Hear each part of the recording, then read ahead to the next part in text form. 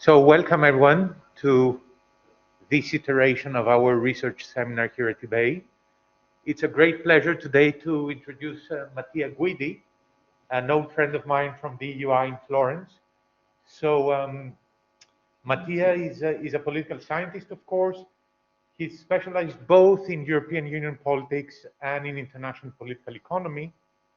And as at least some of you will certainly have seen, the co-author paper he will be presenting today is a paper in international political economy, and it used experimental methods. So I think this is very interesting for most of us here, and it's pitched at the micro level. So the data come from are about individual level preferences. Okay. So without any further ado, I will give him the microphone. Mattia, as I was telling you, if you can if you receive some question in the audience, whether during the presentation or at the end, repeat it so that people who are online can hear us. Okay, so thank you very much, Mattia, for joining us.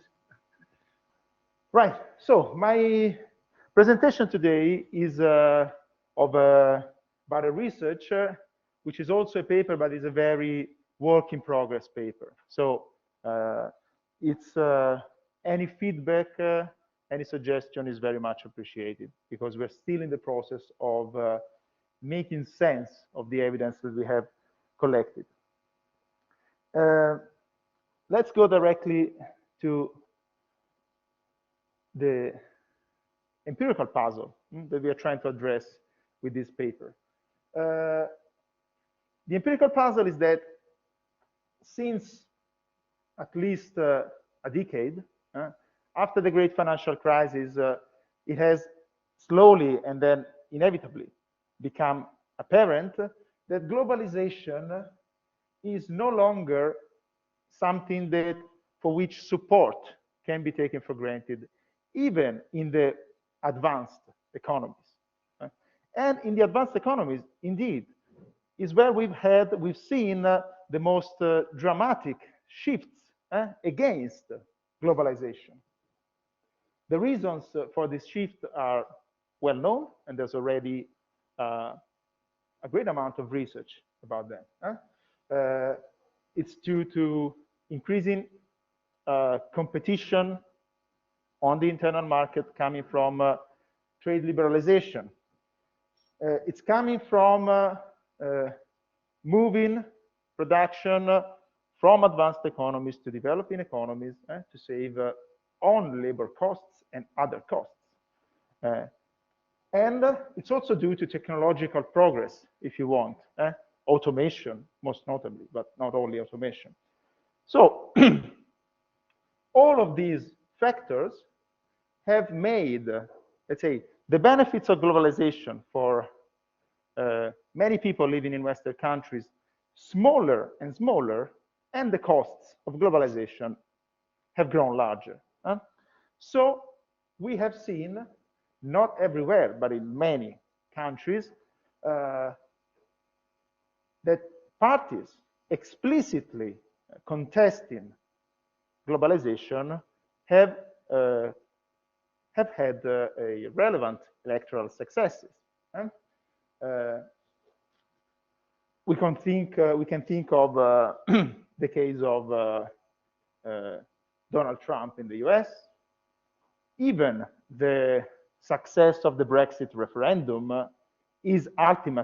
was run ultimately on a platform that was critical of many instances of globalization, of which the EU can be considered an embodiment. And we have also cases of parties who got to power. Maybe they didn't get full power, but think of the successes of, not successes, but the results of Marine Le Pen in France, Matteo Salvini and others in Italy. Greece had a government run by a party that was very critical of globalization, like Syriza, and we have so many cases.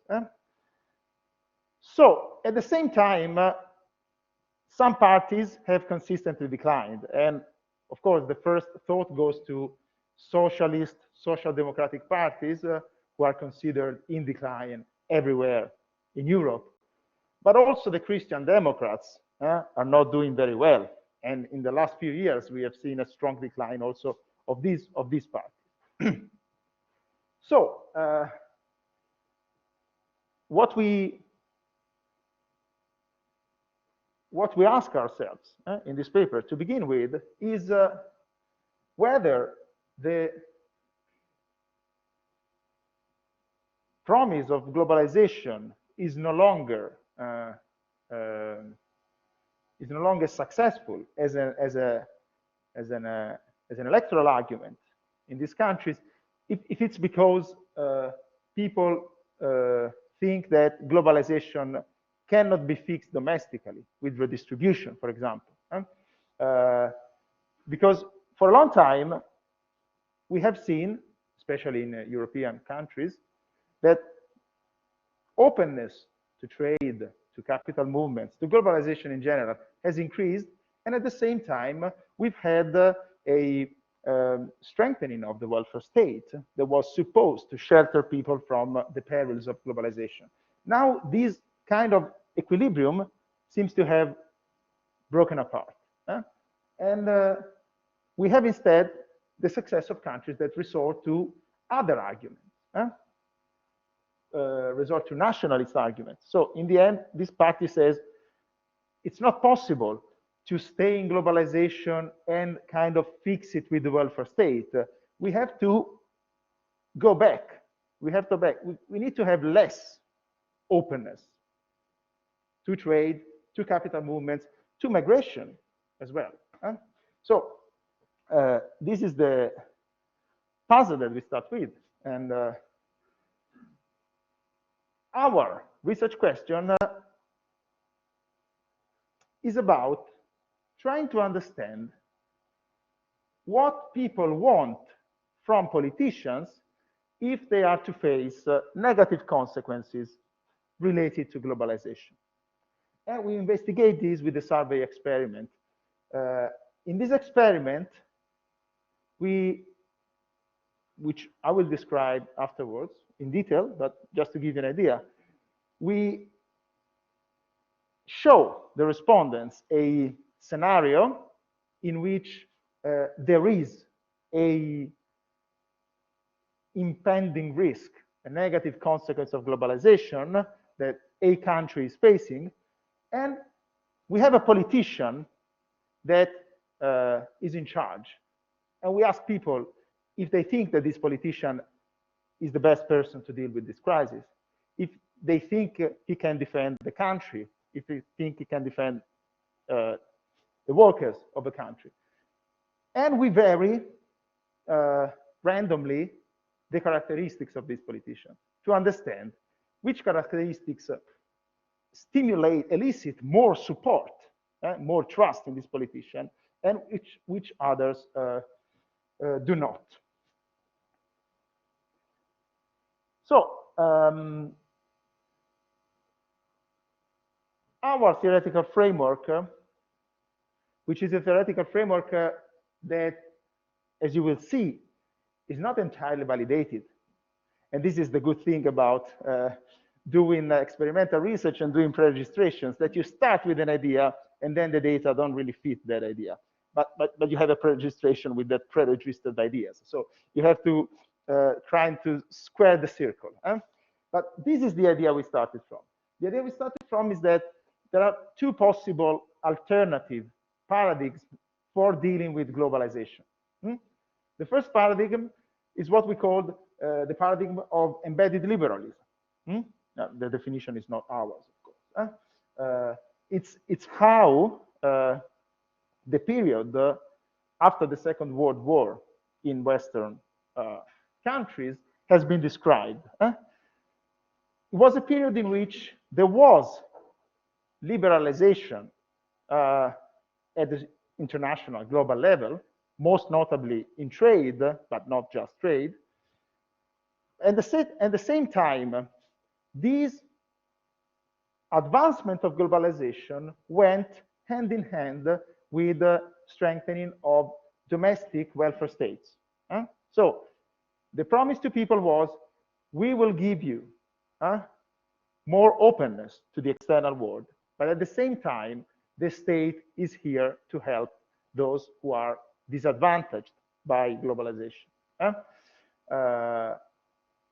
So the argument of this paradigm is that you can keep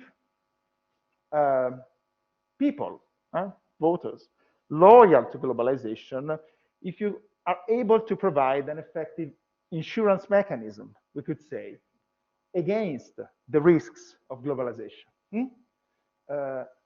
If this is true, we should observe that voters tend to reward those politicians that promise more welfare state, or if you want, more redistributive policies. The causal mechanism that we identify here is just a, let's say, stylized mechanism to show that if globalization makes people more insecure, these people should demand some insurance against this insecurity. And if some parties offer an insurance against this insecurity, we should see that these parties get higher vote share, or more support, more electoral support. So in this case, the idea is that a politician would not withdraw support from globalization, but would offer a promise of redistribution, welfare state expansion in a period in which globalization hits with costs for large parts of the population, right? So this is one paradigm. The second paradigm is what we have called economic nationalism. Is a paradigm that contests globalization, arguing that it's not possible to fix it, or at least it's not desirable.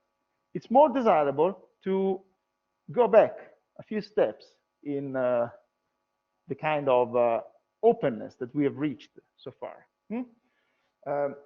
And what is offered by these parties that have that represent this paradigm, what is offered is not more redistribution, more welfare state, but a promise of sheltering the country from the risks coming from outside, be they the risk of migration, be they the risk of trade liberalization. So we deliberalize trade, we close our borders to migrants, and we don't promise more welfare state or more redistribution. Why could this be a viable mechanism? There are a few papers that have tried to investigate the success of these parties, most notably a couple of papers by two scholars based at Bocconi, Colantone and Stanage. They argue, their argument goes like this.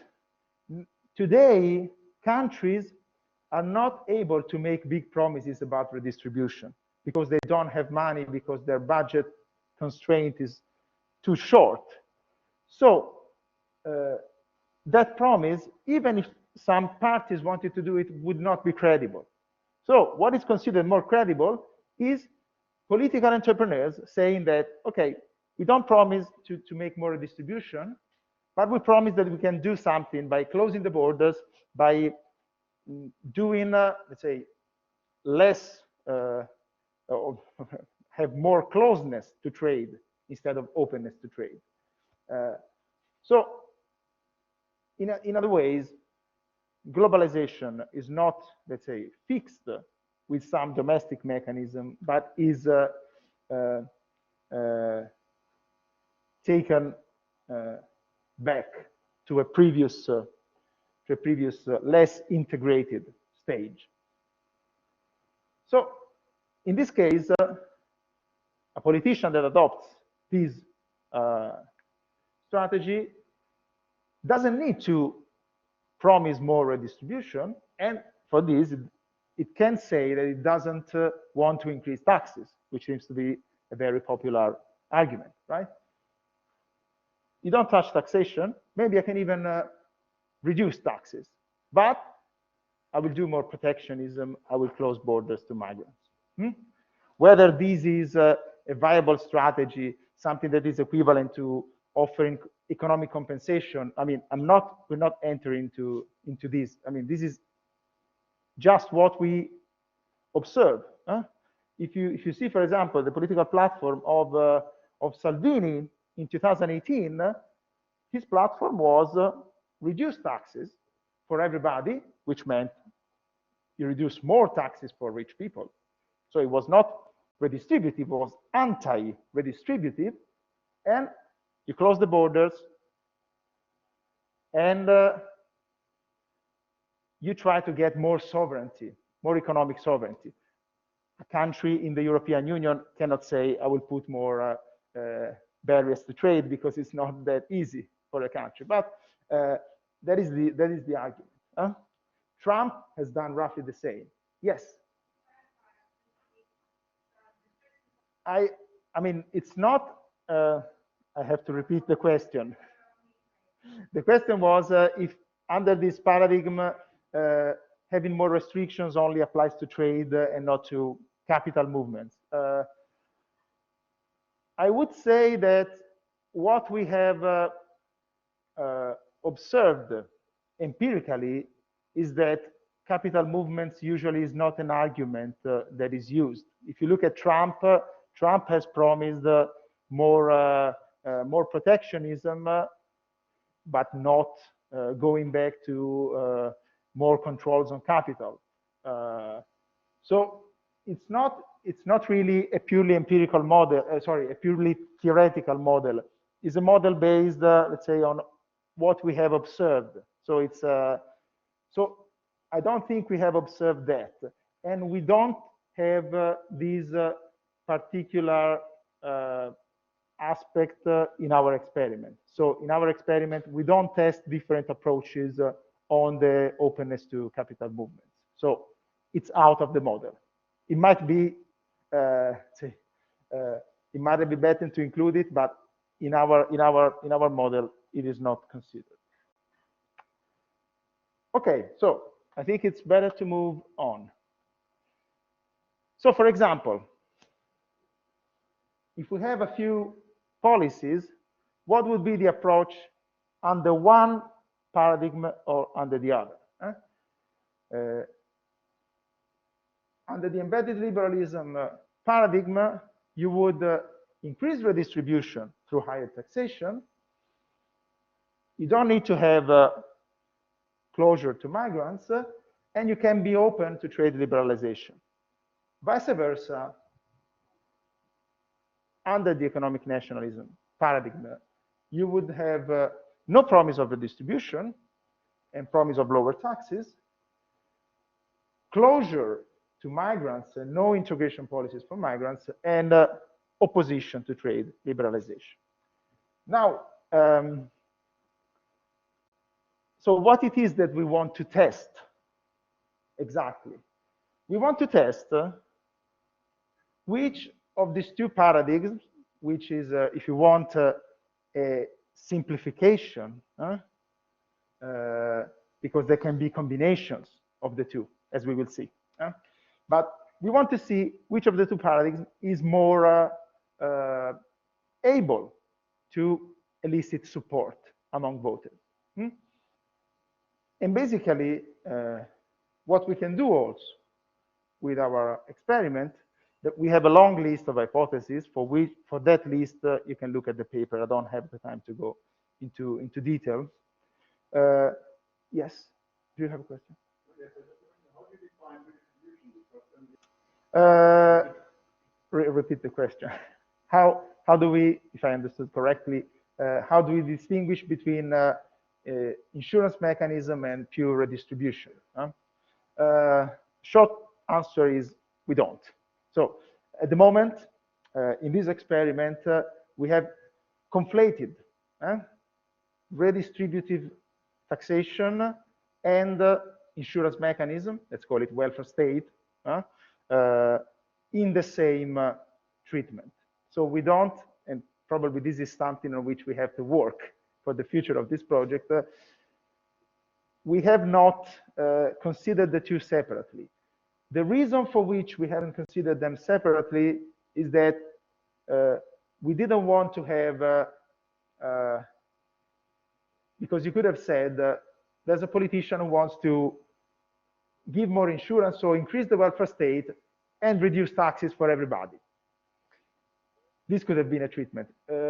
We have chosen not to have, not to be able to have a treatment with a politician like that, because it's very inconsistent as a policy mix.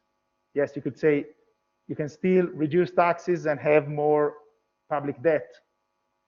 That would further complicate the picture. So for the moment, we have a treatment in which welfare and taxation are together, but this has some limitations. Yeah, we don't go into that detail. Probably we have to, but that's something we can discuss. For the moment, we just consider the public budget, so public welfare and public budget raised through taxation. That's it. We also see that we can test conditional hypotheses. So we can, for example, when we go to the testing to the regression, we can see if a politician is pro-free trade, if that elicits more support for a politician that is also pro-redistribution. So this is everything that we can do with this experimental setup that I'm going to describe in a second.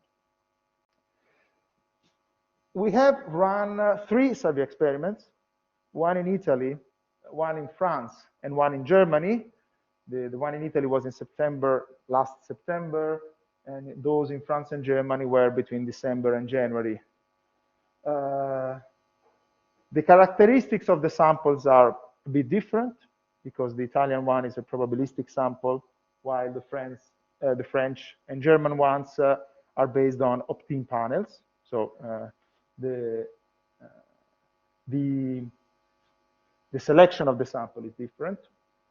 The number of people in the sample is slightly higher in the Italian case. But anyway, we have 2 experiments in each of these surveys.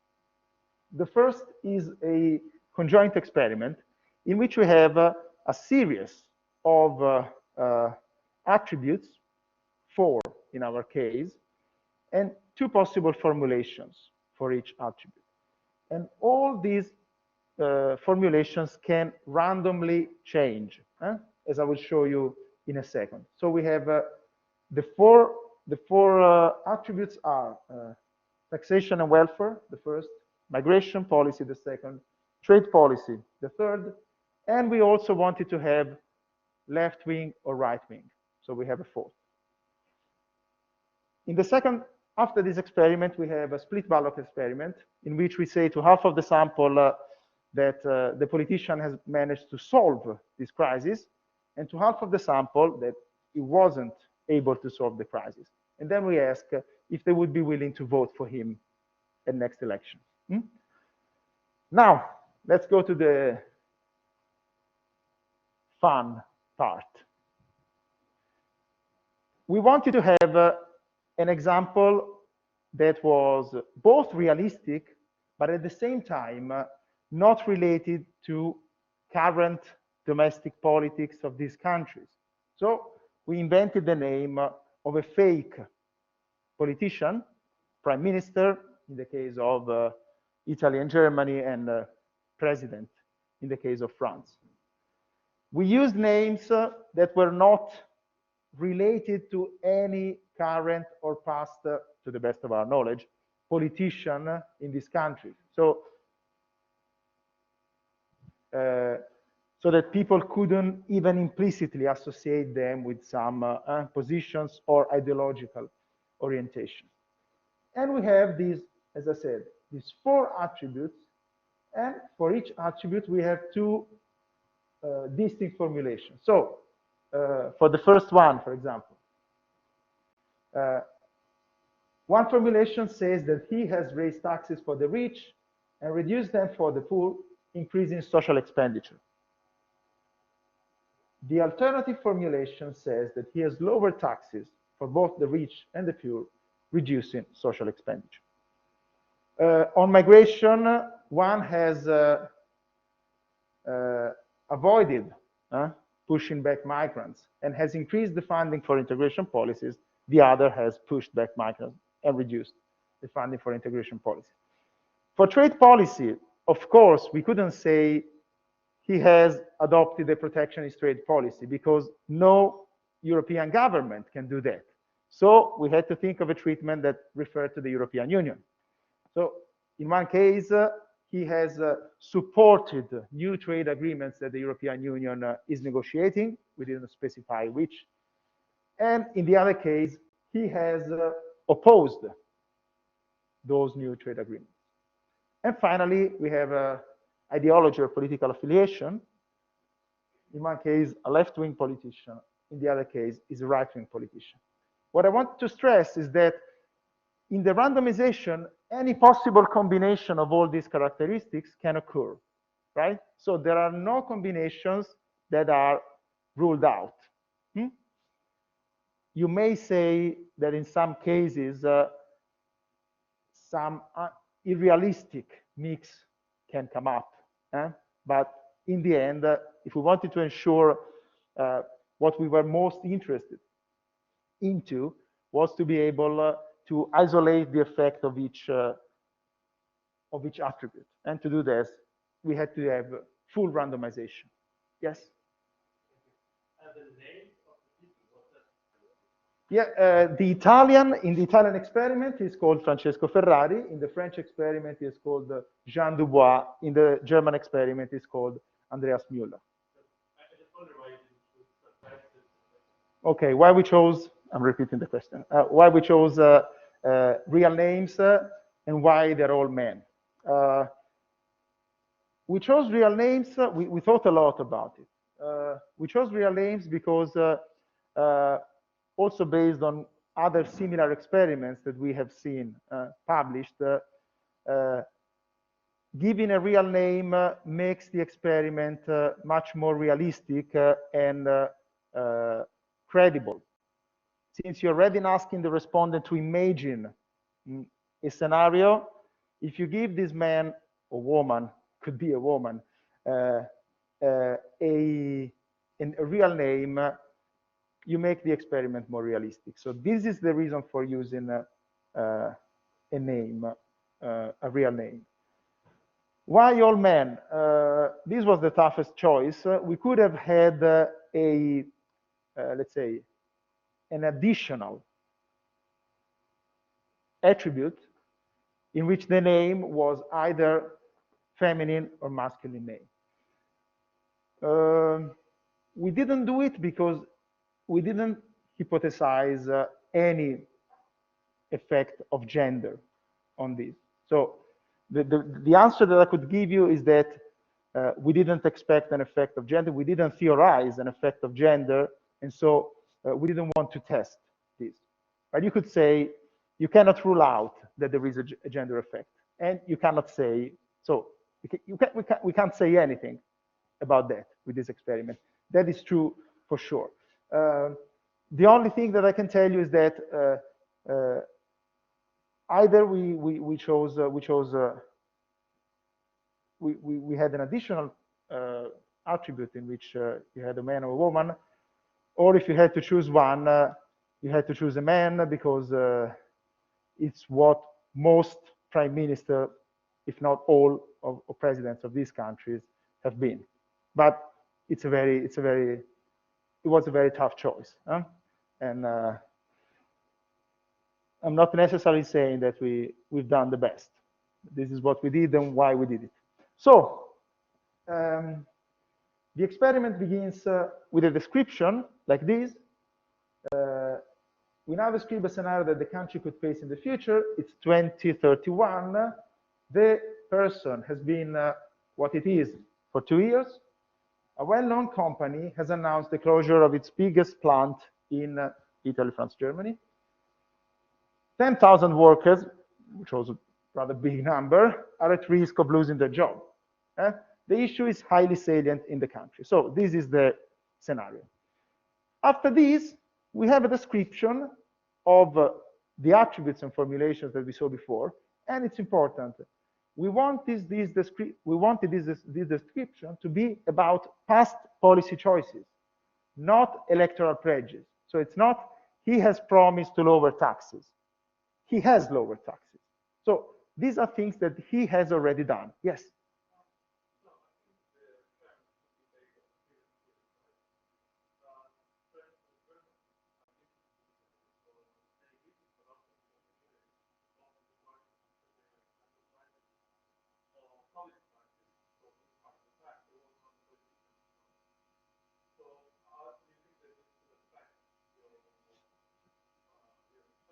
Sorry, you said that there was no politician in charge. It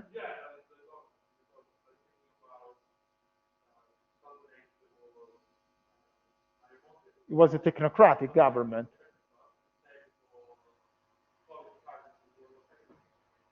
Hmm.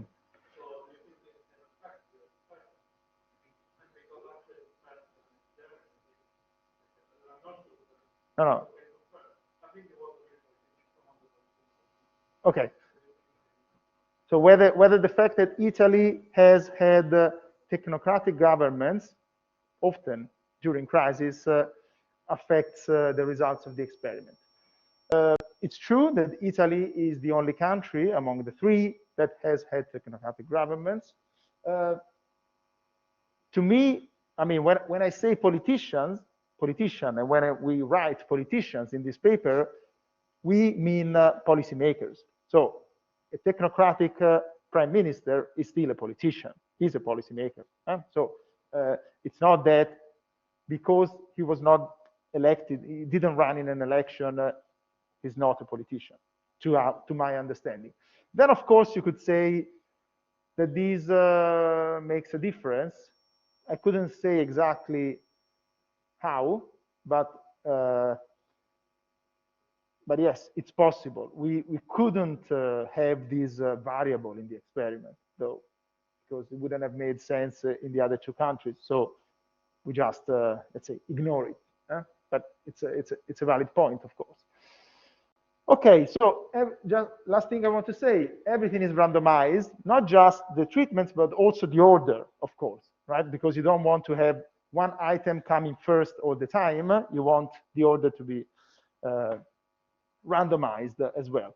So this is, for example, what a French respondent may have seen. Some of them have seen this. So Jean Dubois has opposed the neutral agreements that the European Union is negotiated, arguing that they are a threat for the interests of French firms and workers. He is a right-wing politician. He has pushed back migrants and reduced the funding for integration policies. He has raised taxes for the rich and reduced them for the poor, increasing social expenditure. It's a weird mix, you could say, but it was possible to have this in the experiment. After this, we had three questions. People were asked to say if to what extent they agreed or disagreed with the statement that you can read here. So, he's the right person to deal with the plant's closure successfully. He defends the rights of the Italians, of the Germans, and he defends the rights of the workers. Why having these different formulations? Well, because one elicits a more, let's say, class-based cleavage, while another elicits a more nationalist cleavage. Since there is this, let's say, possible tension between the two approaches, one of more having, let's say, redistribution and so a class-based cleavage, and the economic nationalism approach is more about nationalism and not working on a class-based cleavage domestically. We wanted to see if the results were different with the different questions.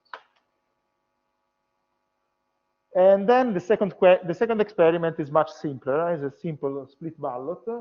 So you have two introductions that are randomly shown. In one, after 6 months, the firm has gone.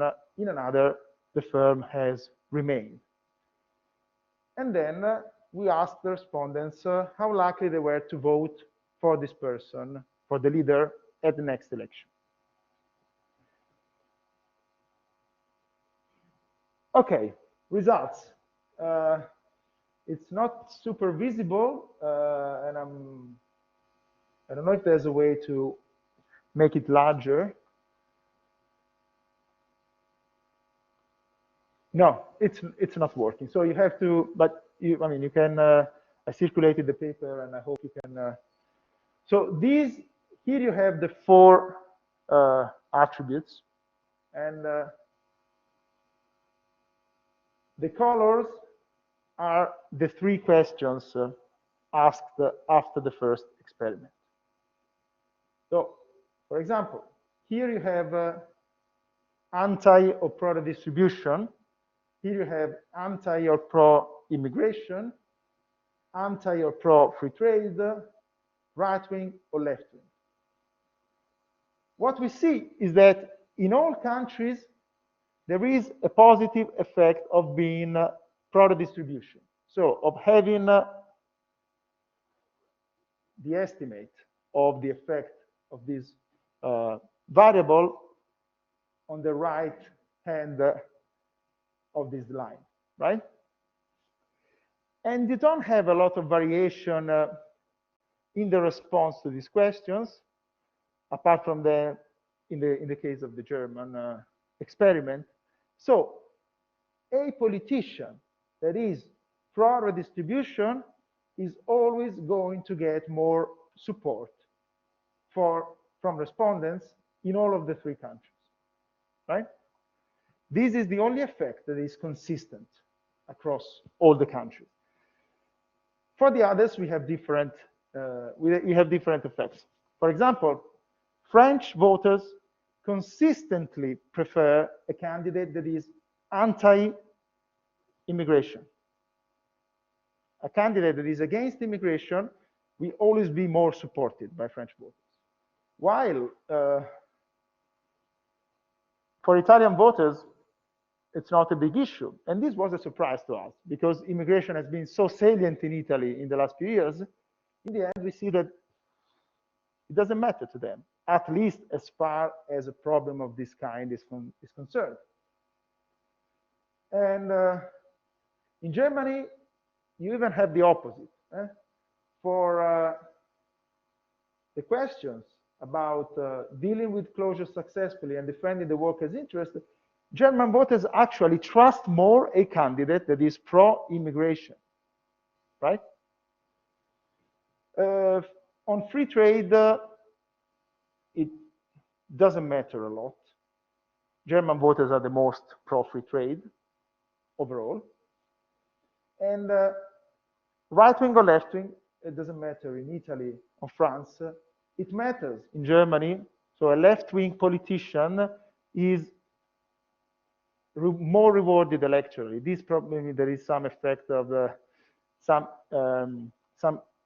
it's somehow the consequence of a newly formed government, which is after many years a left-wing government. So there is maybe a bit of honeymoon effect. We cannot rule out that. So I'm hitting 40 minutes. So, but I also had to answer a few questions, Yannis. So I will try to get to the end as soon as possible. These are the, say, conditional models. These can be very difficult to interpret, I admit it. But basically what we wanted to see is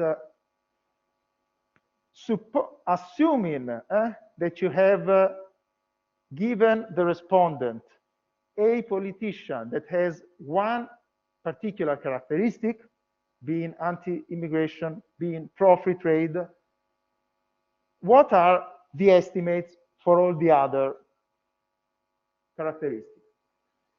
There is not much to see. One interesting thing is that in Italy, if you give respondents a pro-free trade candidate, is where the pro-redistribution coefficient is highest. So it means when they have someone that is pro-free trade, they want more redistribution than on average. So this kind of resonates with the trade-off of embedded liberalism that we saw. But we don't find this in other countries, for example. We find this only in Italy. In France, for example, voters prefer more redistribution and closure to migrants, irrespectively of other characteristics, more or less. So it's very solid. And at the same time, in Germany, you have this consistent preference for more redistribution and redistributive taxation and increased social expenditure. So what can we say about the results of experiment 2? So blue line, he avoided closure, so he was successful. Red point and line, he did not avoid closure, so he was unsuccessful. The surprising thing is that this doesn't matter a lot in whether people would vote for this candidate at the next election or not.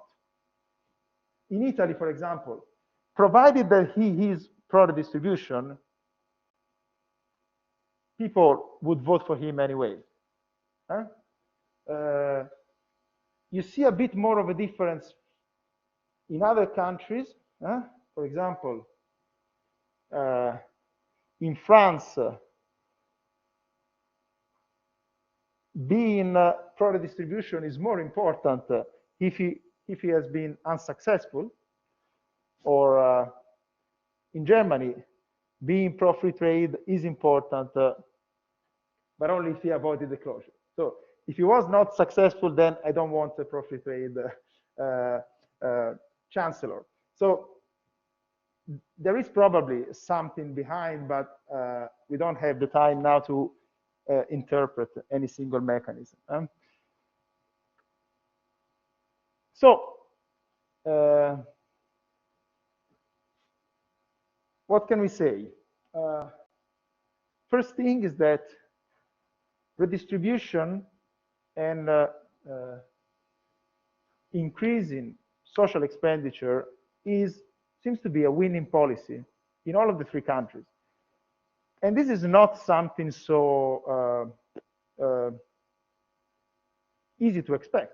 At least it wasn't easy to expect for us, because these are countries that have fared very differently in the last few years. So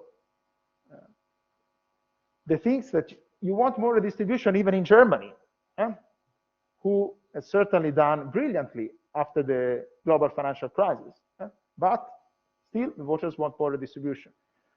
The French voters and the Italian voters too. There is no clear preference for a pro-free trade leader. So free trade doesn't seem to be a winning argument. One could say, well, then what's left of the embedded liberalism paradigm that you said? I counter-argue that this is probably true, but at the same time,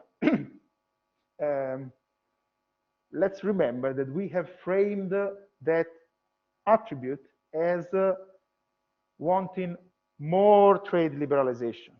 One could argue that there's not even much to liberalize in terms of trade for European countries, because it's already an all-time high level of liberalization. So probably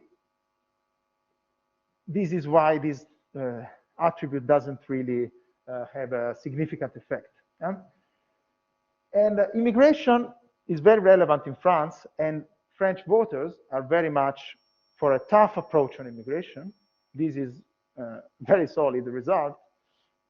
While at the same time, in Italy and Germany, this is not a relevant issue. So this is kind of a puzzle also, because yes, probably, I mean, there are some people from France who can help us make sense of this.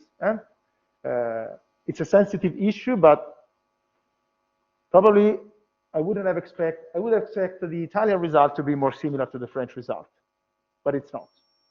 So I finish with two questions for you to have feedback. One is if this theoretical framework with two competing paradigms is convincing.